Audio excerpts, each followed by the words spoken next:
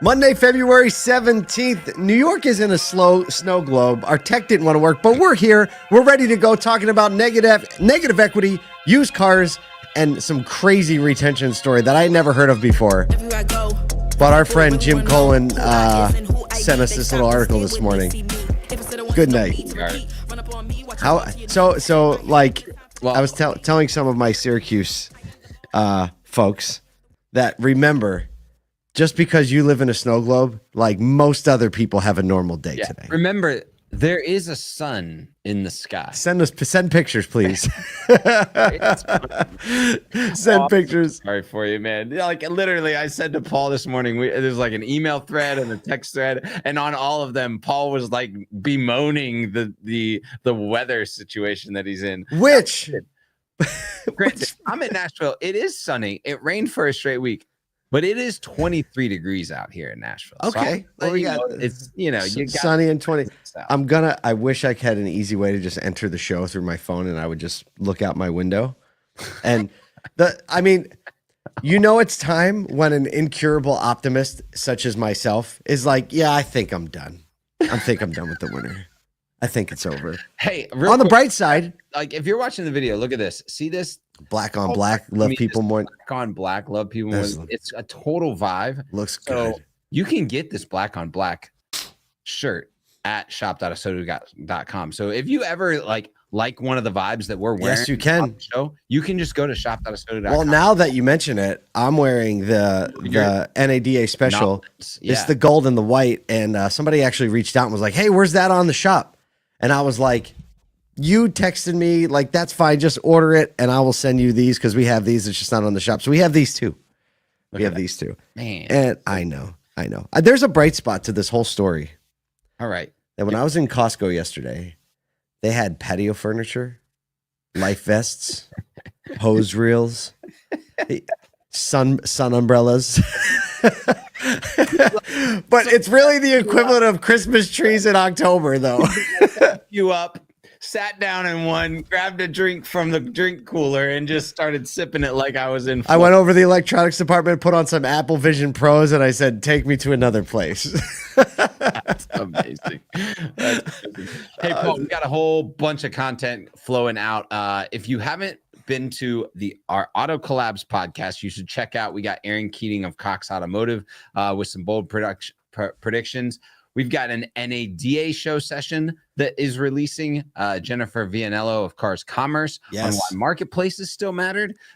So that's another one. So you can go to Auto Collabs podcast, NADA show sessions.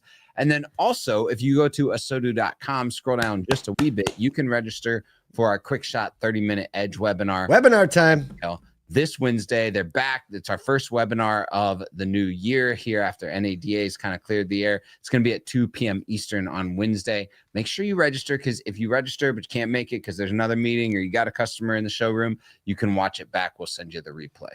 Yeah, and these are it's so great that we're firing these back up. I think our webinars are already booked and sold out through like midway past the year because industry partners love these because the dealers love these. It's funny how that works together. And we get a lot of information across in 30 minutes, have some great attendance, learn a lot of great things. And Brian Ortega is in the chat. He says, to match my gold Nikes. There you go. He is the one. I didn't want to blow up his spot, but yeah, he's the one that ordered the gold and white. You gotta match. You gotta get the fit. We're all the way in planning to a SodaCon. We're under 90 days, and we're working on what swag items will be at a SodaCon this year. Yeah. We're working on the scarf. Actually, the scarf design is out.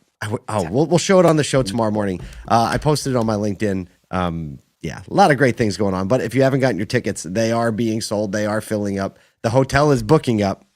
If you have been hearing about it and want to go, this is your year. asoducon.com. Join us. Okay. All right, let's talk about stories. Okay, so today's stories, when we were building the show, I'm like, man, I hate to start with two like negative stories to start the day, but they're not negative stories. They're not problems. They're challenges. And we kind of end with a little silver lining story, not like there's patio furniture in Costco silver lining, like a real one. Not that good. Yeah, it's not that bad. That's just a desperate hope, The picture of me sitting in that with Apple Vision Pros eating the Costco $1.50 hot dog combo. Make that. Oh my goodness. I think we need to make that happen again this afternoon just to get. I think I'll be the only one on the road today. All right, let's talk about it. Costco will be open. All right, let's get to some news. The average negative equity on new vehicle trade-ins reached a record high in Q4 2024, increasing by nearly $800 compared to the previous year, according to Edmunds. The average amount owed on underwater trade-ins was $6,838 in Q4, up from $6,054 in Q3. Wow, $800 in just one quarter. While 25% of trade-ins have negative equity, this is up from 20% a year ago. It did remain lower than the all-time high, which is 33% in Q4 of 2019. Edmunds reported that 25% of negative equity trade-ins had at least $10,000 rolled over. Oh, that is a lot. Goodness. Mark Bregman, general manager of consumer lending at USAA, stated the concern is not the frequency, it's the severity of negative equity amounts. And Eric Lane, CEO of Jerry Lane Enterprises, said his dealership group avoided selling new vehicles above sticker during the inventory shortage, which has helped its customers face less negative equity than those at other dealerships. He says, quote, it really kind of plays, I think, to our favor not to have gouged people. Yeah, I think that's going to be a separator over the next 12 months when people are really looking to acquire quality used car inventory and looking to their service lane, looking to their consumer base over that 3 to 4 year timeline, because we're starting to get to that. We're starting to get to the trade-in timeline of early pandemic. That was 2021. So think about all of those vehicles are coming back in on trade from inventory shortages and high profit margins. And we're going to start to, I think this is a precursor to the ramp up of what's actually going to happen. But we're talking a $10 a month payment swing right there. It's coming quick, right? These payment swings, the negative equity, the issues for lenders, you see, how are you going to cover up that much negative equity unless you have a significant amount of rebates and incentives? So also, I would say watch out for some of the manufacturers that have higher inventory supplies that are pushing in incentives to start to capture some of that negative equity and get those consumers to their brands solely because of the rebates. So education early on in the consumer shopping journey is highly necessary right now. Well, while we're speaking of used cars, still another dynamic coming into play. Well, the combination of pandemic era supply chain disruptions, fewer lease returns, and rising interest rates has created a long-term supply squeeze on used cars. Analysts predicting these conditions will persist for at least 2 more years, keeping the used car market competitive and expensive. Used car prices increased 2.2% from December, while new car prices remain flat. The number of 3-year leases ending in 2024 is expected to drop 23%, reaching a decade low. Back to your point of saying this is like the leading edge of these highly underwater vehicles coming in, reducing the supply of off-lease vehicles. Typically, we know the major supply of used car inventory. Used car prices are still high. Financing costs are still high. Many car owners are opting to keep and repair their current vehicles rather than upgrading. Here's a quote from Tom Maioli, owner of Celebrity Motor Car, says, quote, they're spending more money on repairs, but their monthly payments are less. New car supply has improved to 63 days overall, while used car supply has tightened to 48 days. Here's a quote from Group 1 Automotive. One of their VPs, Pete the Longchamps, says, quote, we would much rather overpay for a trade with a current customer that we do business with every day. So a little bit of their solution. I think in, kind of in relationship, but also the antithesis to the first story is, hey, if used car supply stays this tight and we continue to see a decreasing day supply, then you start to get higher used car values back into the market. And so you could counterbalance some of this negative equity potentially in the market with higher used car prices. And because we're seeing a new car supply that is increasing in day supply, you're going to start to see those rebates. So there could be a balancing act that consumers start to get from all of this, but still kind of yet to be determined. And the third balancing act piece that we still don't know exactly what's going to happen, but the Fed has already said they're going to get aggressive, is interest rates.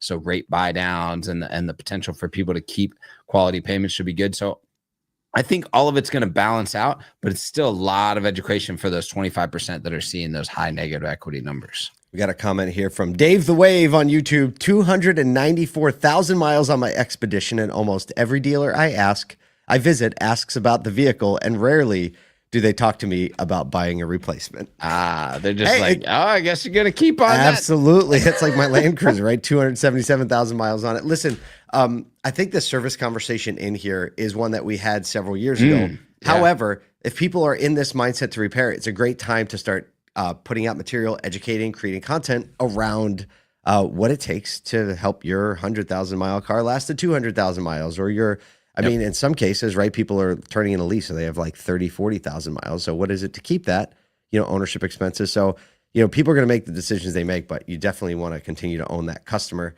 Speaking of owning the customer, this is an awesome story.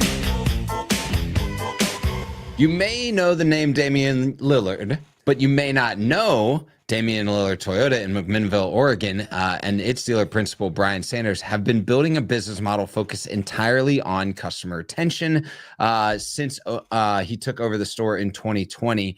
He's led it to be the highest Toyota loyalty engagement percentage in the country, proving that prioritizing long-term relationships can drive success. Sanders said that they don't need to maximize every deal. We maximize every customer. They've been betting on customer loyalty to generate a long-term value. In 2019, the store sold 351 new Toyotas with a 63% sales efficiency. Get this.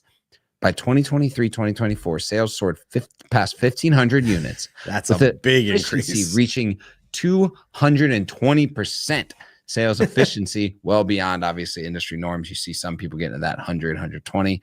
The dealership only sells vehicles taken in on trade for used cars, skipping auctions to ensure quality and customer satisfaction.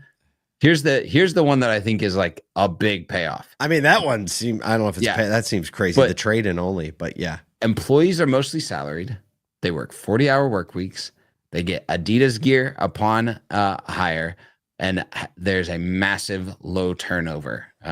So you look at like, hey, if your employees are sticking around, your customers are probably sticking around too. They've got an outdoor basketball court. They got obviously NADA memorabilia because Damian Lillard, and a low pressure sales atmosphere.